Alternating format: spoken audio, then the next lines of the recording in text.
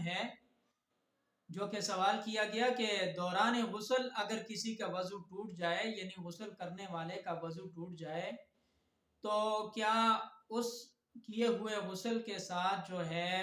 نماز پڑھنی درست ہوگی یا نہیں؟ تو یاد رکھیں اس کے بارے میں فقہاء اکرام نے اس بات کی تصریح فرمائی ہے کہ وہ آدمی جو دوران غسل وضو ٹوٹ جاتا ہے اس کا، تو دیکھا جائے گا کہ وضو ٹوٹنے کے بعد اس نے جسم کے اوپر پانی بہایا ہے یا نہیں۔ اگر تو پانی جسم کے اوپر بہا لیا ہے اور اس سے اعضائے وضو جو ہیں وہ دھل چکے ہیں مکمل طور پر، پاؤں بھی، ہاتھ بھی کونیوں سمیت، اور اسی طرح منہ بھی دھل چکا ہے، تو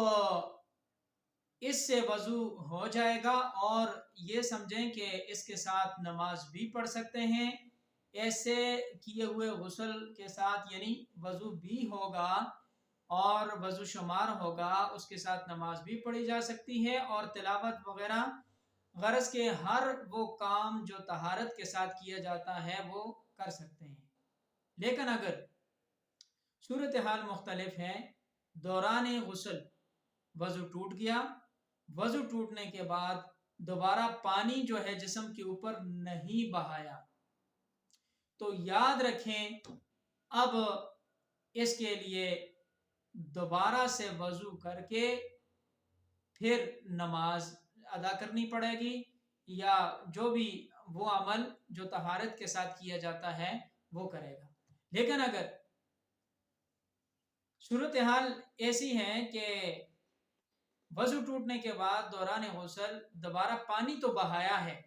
مگر اعضائے وضو میں سے کوئی عضو دھلا نہیں ہے، یعنی اس کے اوپر پانی نہیں بہا، چاہے ایک بازو کے اوپر، چاہے دوسرے کے اوپر، چاہے چہرے کے اوپر،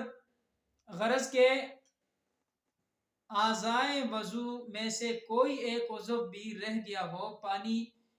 بہانے سے، تو وضو نہیں ہوگا۔ اس لیے غسل کے بعد یعنی کہ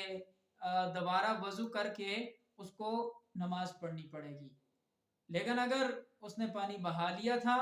وضو ٹوٹنے کے بعد دوران غسل، تو اس کے ساتھ وہ اعضائے وضو بھی دھل گئے، تو وضو شمار کیا جائے گا اور وضو ہو جائے گا، اور اس کے ساتھ ہر قسم کی وہ عبادت کر سکتا ہے جس کے لیے طہارت شرط ہے۔ تو بہرحال